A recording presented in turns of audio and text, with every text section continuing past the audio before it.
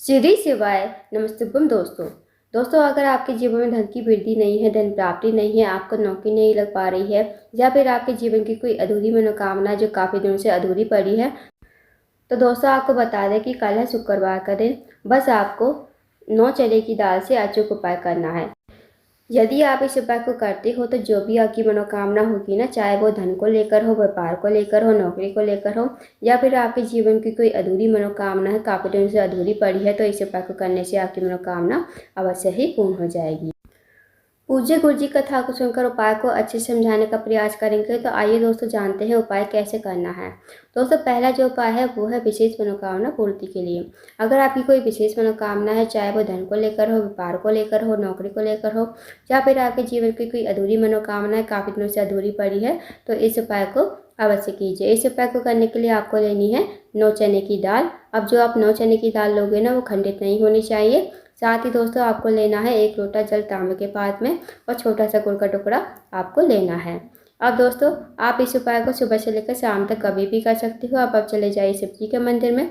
शिव जी के मंदिर में जाकर सबसे पहले आपके पास जो चने की दाल है ना, वो आपको थोड़ी सी गीली कर लेनी है। उसके बाद जो छोटा सा गुड़ का टुकड़ा है वो आपको लोटे के जल में ही डाल देना है। अब आपको चने की दाल जो है शिवलिंग के ऊपर श्री शिवाय नमस्तुभ्यम कहते हुए आपको समर्पित कर देनी है। उसके बाद जो दोस्तों आपके पास छोटा छोटा सा गुड़ का टुकड़ा है जो आपने लोटे के जल में डाला है, उस लोटे के जल को आपको हाथ में लेना है। भगवान से प्रार्थना करनी है कि जो भी आपकी मनोकामना है, चाहे वो धन को लेकर हो, व्यापार को लेकर हो, कि हे महादेव मेरे जीवन की ये मनोकामना है, काफ़ी दिनों से अधूरी पड़ी है, आप कुछ ऐसी कृपा करें कि मेरी मनोकामना पूर्ण हो जाए। तो आपको ऐसी प्रार्थना करते हुए, विनती करते हुए आपको 1 लोटा जल श्री शिवाय नमस्तुभ्यम कहते हुए शिवलिंग के ऊपर आपको समर्पित कर देना है। उसके बाद आपको 2 मिनट मंदिर में बैठना है, श्री शिवाय नमस्तुभ्यम का जाप करना है, फिर आपको भगवान को प्रणाम करके विनती करके आपको अपने घर पर आ जाना है। तो दोस्तों बहुत ही अचूक अनुशेष उपाय है, इस उपाय को अवश्य कीजिएगा। अब जानते हैं अगले उपाय के बारे में। दोस्तों अगला जो उपाय है वो है धन की कमी को पूरा करने के लिए। अगर आपके जीवन में धन की बहुत ज़्यादा कमी है, व्यापार में वृद्धि नहीं हो रही है, या पैसों की बहुत ज़्यादा तंगी है, या फिर आर्थिक तंगी से बहुत ज़्यादा परेशान हो, माता लक्ष्मी का आपके घर में वास नहीं है, माता लक्ष्मी आपसे रूठी हुई है, तो इस उपाय को अवश्य कीजिए। इस उपाय को करने के लिए आपको लेना है 1 कमलकट्टा और 1 लोटा जल तांबे के पात्र में। अब जो आपने कमलकट्टा लिया है ना, वो आपको लोटे के जल में ही डाल देना है। अब दोस्तों इस उपाय को आप चाहे तो सुबह कर लीजिए, नहीं तो आप शाम को भी इस उपाय को कर सकते हो। अब आपको लोटे में कमलगट्टा डालकर आपको चले जाना है शिव जी के मंदिर में। शिव जी के मंदिर में जाकर सबसे पहले आपको उत्तर की तरफ मुँह करके खड़ा होना है और भगवान से प्रार्थना करनी है कि हे महादेव मेरे जीवन में धन की बहुत ज़्यादा समस्या है, माता लक्ष्मी का हमारे घर में वास नहीं है, माता लक्ष्मी हमसे रूठी हुई है, आप कुछ ऐसी कृपा करें कि माता लक्ष्मी का हमारे घर में वास हो जाए और हमारे जीवन में कभी धन की कमी ना हो। तो आपको ऐसी प्रार्थना विनती करते हुए, माता लक्ष्मी का स्मरण करते हुए 1 लोटा जल आपको शिवलिंग के ऊपर श्री शिवाय नमस्तुभ्यम कहते हुए समर्पित कर देना है। दोस्तों इस उपाय को आप हफ्ते में किसी भी एक दिन करके देखिए, आपको जरूर फायदा देखने को मिलेगा। अगर कोई विशेष तिथि आती है ना, जैसे अमावस्या तिथि हो गई, पूर्णिमा तिथि हो गई, प्रदोष हो गया, शिवरात्रि हो गई या फिर एकादशी तिथि आ गई, अगर इन विशेष तिथियों पर इस उपाय को किया जाता है ना, कमलकट्टे वाले उपाय को, तो विशेष फल की प्राप्ति होती है। तो दोस्तों कमलकट्टा जो है माता लक्ष्मी को बहुत प्रिय होता है और शुक्रवार का दिन है, तो शुक्रवार के दिन इस उपाय को आप अवश्य कीजिए और हफ्ते में आप किसी भी एक दिन करके देखिएगा, आपको जरूर फायदा देखने को मिलेगा। तो इस उपाय को अवश्य कीजिएगा दोस्तों। इस उपाय करने से कभी आपके जीवन में धन की कमी नहीं होगी और माता लक्ष्मी हमेशा आपके घर में वास करेंगी। तो दोस्तों आप जानते हैं अगले उपाय के बारे में। दोस्तों अगला जो उपाय है वो है, अगर आपके घर में कोई व्यक्ति काफ़ी दिनों से बीमार पड़ा है, उसकी जो बीमारी है दूर होने का नाम नहीं ले रही है, तो आप इस उपाय को अवश्य कीजिए। इस उपाय को करने के लिए आपको लेना है 1 बेलपत्र और 1 लोटा जल तांबे के पात्र में।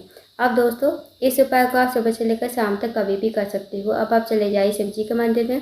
शिव जी के मंदिर में जाकर सबसे पहले आपको 1 लोटा जल शिवलिंग के ऊपर श्री शिवाय नमस्तुभ्यम कहते हुए समर्पित कर देना है। उसके बाद जो दोस्तों आपके पास 1 बेलपत्र है ना, वो आपको सीधे हाथ में रखनी है, भगवान से प्रार्थना करनी है उस रोगी व्यक्ति के लिए, जो रोगी व्यक्ति आपके घर में काफ़ी दिनों से बीमार पड़ा है, उसका नाम और गोत्र बोलते हुए आपको इस बेलपत्र को कुंडकेश्वर महादेव का नाम लेते हुए आपको शिवलिंग के ऊपर समर्पित कर देना है। फिर आपको 2 मिनट मंदिर में बैठना है, श्री शिवाय नमस्तुभ्यम का जाप करना है। उसके बाद जो आपने बेलपत्र चढ़ाई थी ना शिवलिंग के ऊपर, वो आपको महादेव से विनती करके औषधि के रूप में आपको अपने घर पर लेकर आनी है। इस बेलपत्र को घर पर लाकर उस रोगी व्यक्ति को खिलाना है, जो रोगी व्यक्ति आपके घर में काफ़ी लंबे समय से बीमार पड़ा है, उसको आप कुंडकेश्वर महादेव का नाम लेते हुए ही इस बेलपत्र को चबा चबा कर खाने को कहना है। यकीन मानिए दोस्तों, यदि आप इस उपाय को कर लेते हो तो जो भी उसकी रोग बीमारी होगी धीरे धीरे ठीक हो जाएगी। तो इस उपाय को भी अवश्य कीजिएगा।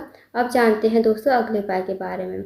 अगला जो उपाय है, अगर आप किसी कार्य के लिए बाहर जाते हो, आपको कार्य में सफलता नहीं मिल पाती है, या फिर आपका इंटरव्यू क्लियर नहीं हो पाता है, आपको नौकरी नहीं लग पा रही है, तो आप इस उपाय को अवश्य कीजिए। इस उपाय को करने के लिए आपको लेनी है 2 लौंग फूल वाली, और साथ ही आपको लेना है 1 चम्मच शहद और 1 लोटा जल तांबे के पात्र में।